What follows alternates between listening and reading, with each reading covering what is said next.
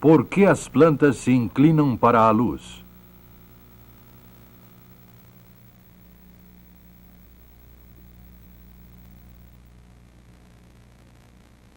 Um filme da Enciclopédia Britânica.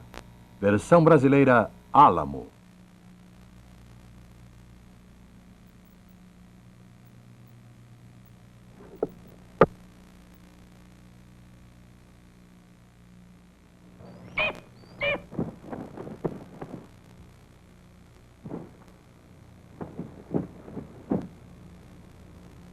Os animais são dotados de sentidos.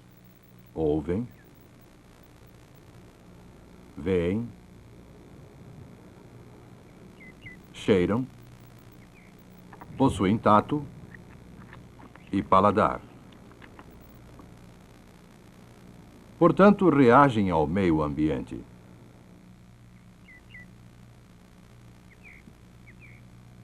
As plantas verdes não possuem nenhum desses sentidos, mas apesar disso também reagem ao meio ambiente.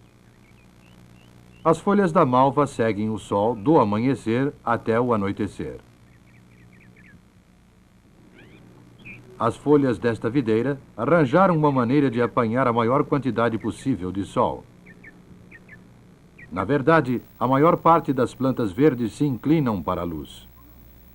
Mas como fazem isso se não possuem os sentidos dos animais? Charles Darwin, cientista inglês, tentou dar uma resposta a essa pergunta na década de 1870. O modo como ele e outros cientistas posteriormente tentaram responder a essa pergunta mostra-nos como eles agem para resolver essas questões. Usando equipamentos simples, Darwin começou com experimentos nos quais controlava a quantidade e a direção da luz que caía sobre as plantas. Usou mudas de grama que haviam crescido no escuro, expondo-as a uma luz que provinha de um só lado.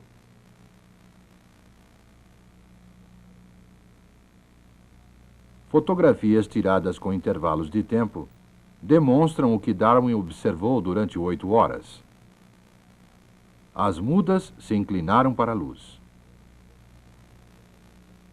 Em uma série posterior de experimentos, Darwin cobriu mudas eretas, expondo-as à luz vinda de uma pequena abertura. Desta maneira, a maior parte da luz caiu nas pontas das plantas. As mudas inclinaram-se para a luz.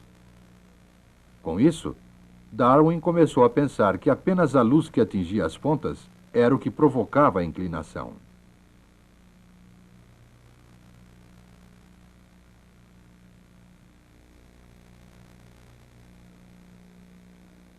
As pontas das mudas cobertas com tampas metálicas à prova de luz foram colocadas à luz do dia junto a um grupo de mudas descobertas. O resultado foi o que Darwin esperava. As primeiras permaneceram retas, as outras inclinaram-se para a luz. Isso provava que a inclinação era causada apenas pela luz que atingia a parte superior da planta.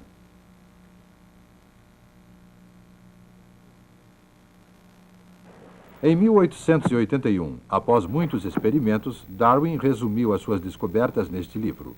Concluiu que deveria haver uma substância nas pontas das folhas que reagiam à luz, causando a inclinação. Que substância era aquela? E como causava a inclinação?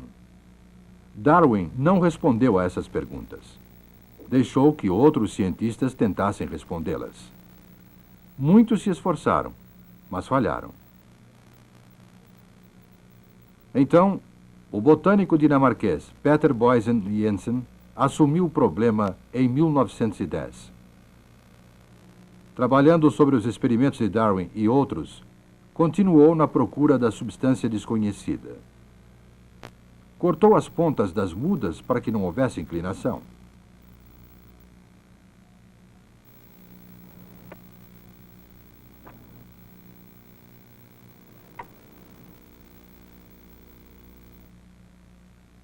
Colocou uma camada fina de gelatina recolocando as pontas em cima da gelatina.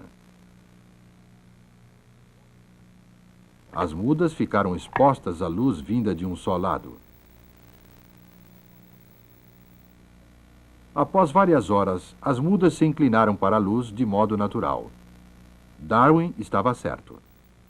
Uma substância era produzida nas pontas e tinha que ser uma substância química que podia descer pela gelatina e causar a curvatura da planta. Em seguida, Boysen-Jensen introduziu chapas finas de mica em algumas das mudas, umas de um lado, outras de outro. Essas pequenas chapas impediriam o fluir da substância química apenas em um lado da planta.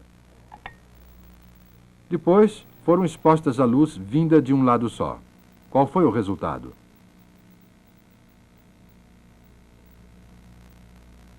Apenas algumas das mudas se inclinaram, aquelas em que a substância química fluía descendo pelo lado sombreado. Isso indicava que a substância química fizera aquele lado crescer mais depressa, causando a inclinação da planta. O botânico húngaro Árpád Pál testou esta ideia em 1918. Cortou as mudas, como já havia sido feito anteriormente, replantando-as em posição tal que as mesmas ficaram afastadas do centro. Assim, o produto químico da ponta desceria apenas através de um lado da planta. Mas em vez de deixá-las expostas à luz, Pál cultivou-as no escuro. Todas as mudas se inclinaram, mesmo sem a presença da luz, mas se inclinaram para o lado oposto àquele que recebia o produto químico das pontas. Este foi o caminho através do qual o produto químico fluiu. Assim ficou claro que a inclinação ocorreu porque o produto químico acelerou o crescimento deste lado da planta. Em 1928, o botânico holandês Frits Wendt recomeçou o trabalho que fora iniciado por Darwin 50 anos antes. Trabalhando sob uma luz alaranjada que não afetasse as plantas, cortou as pontas das mudas e colocou-as num bloco de ágar, o tempo suficiente para que a substância química de crescimento das pontas fosse absorvida pelo ágar. 2 horas depois, o ágar havia absorvido a maior parte do produto químico de crescimento das pontas. O ágar absorveu mais o produto químico no local onde as pontas estavam colocadas, menos no centro do bloco e ainda menos na parte de baixo. Prosseguindo com sua experiência, Wendt cortou os blocos em pequenos cubos, tomando cuidado de mantê-los na posição original.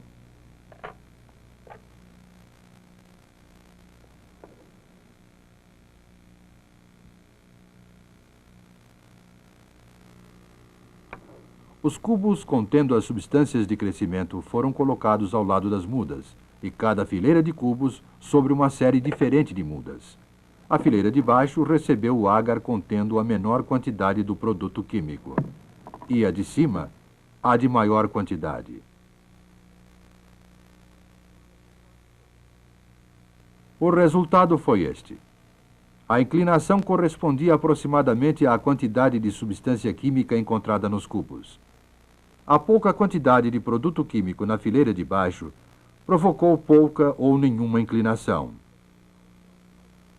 Na fileira central houve maior inclinação. E na fileira superior, que continha a maior quantidade do produto químico, as mudas se inclinaram ainda mais. Portanto, a inclinação será maior onde houver maior quantidade do hormônio de crescimento.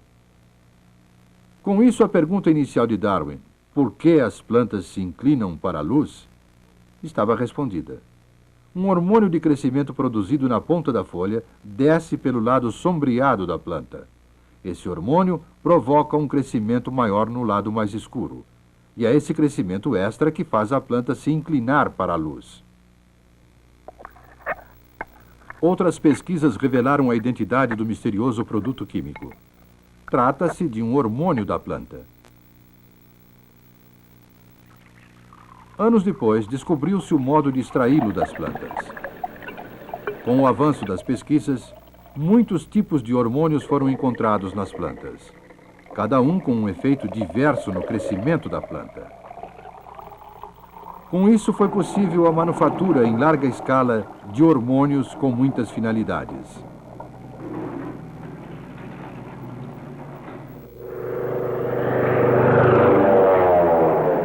Um pulverizador que pode eliminar as ervas daninhas das folhas largas sem afetar os brotos esguios da cevada.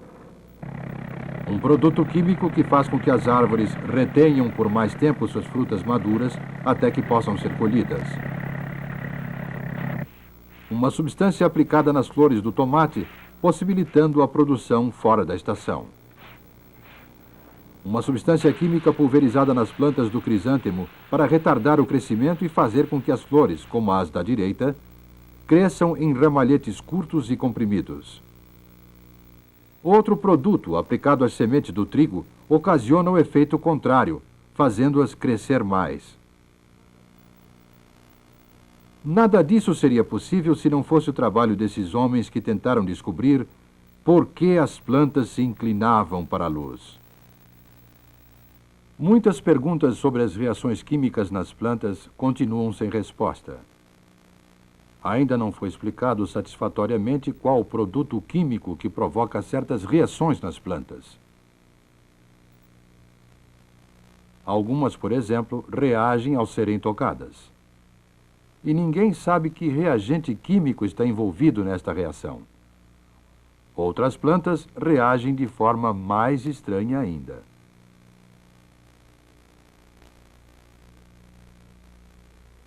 Este misterioso mundo das plantas continua desafiando o cientista que espera um dia conhecê-lo melhor.